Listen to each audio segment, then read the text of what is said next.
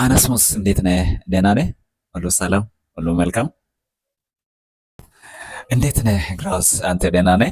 ቆይታ እንዴት ነው? ሁሉ መልካም ነው? እግዚአብሔር ይመስገን። እኔ ደህና ነኝ። ዋው ዋው ዋው ብያለሁ። የዛሬ መገናኘታችን በጣም ቆንጆ ነው። በጣም ድንቅ አሜዚንግ የሆነ መገናኘት ነው የተገናኘ ነው። በጣም ደስ ብሎኛል። ዋው ዋው እንዲሁ የሆነ አንድ ጥያቄ መጠየቅ እፈልጋለሁ።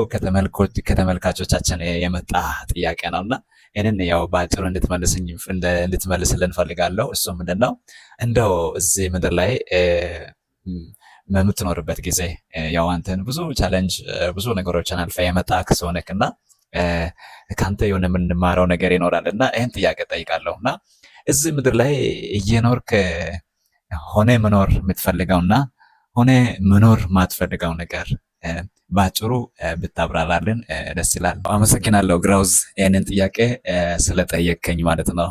እንደ ማንኛውም ሰው እኔ እዚህ ምድር ላይ ሆኜ መኖር የሚፈልገውና ሆኜ መኖር ማልፈልገው ነገር ይኖራል ማለት ነው።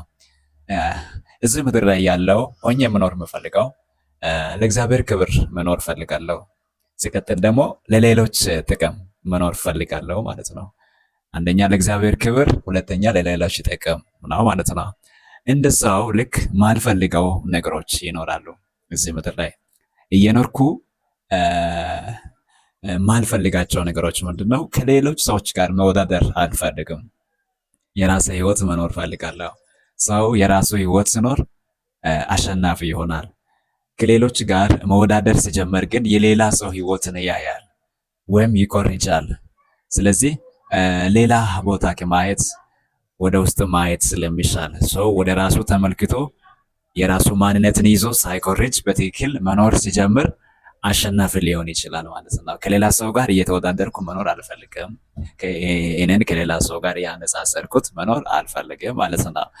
ሌላ ደግሞ ማልፈልገው ነገር ምንድነው? የሆነ ቦታ ተሰጥቶኝ አለቃ ሆኜ ሰዎቹን እያዘዝኩት አምጣ፣ እንደዚህ አድርግ፣ በዚህ ውጣ፣ በዚህ ግባ እያልኩት ትዕዛዝ እየሰጠው መኖር አልፈልግም።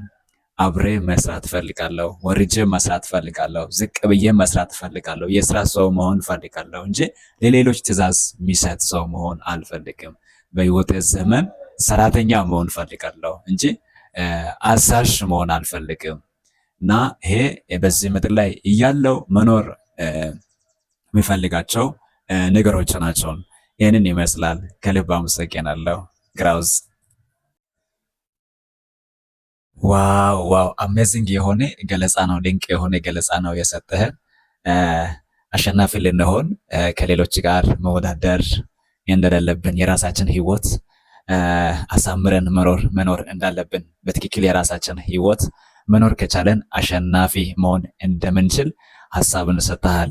እውነተኛን አከብሬ እስከዚች ቦታ ድረስ ስቱዲያችን ድረስ መጥተህ ሀሳብን ስላካፈልከን ከልብ እናመሰግናለን። እውነት በተመልካቾቻችን ስም ሆኜ እኔ አንተን አመሰግናለሁ። ተባረክልኝ ግራውዝዬ፣ ከልብ አመሰግናለሁ። ይህንን መልእክት ለሌላ ሰው ሼር እንድታደርግ ፈልጋለሁ። ኮፒ ሊንክ ሼር ማድረግ፣ ሪፖስት ማድረግ፣ ሌሎችም ትምህርታዊ የሆኑ ነገሮችም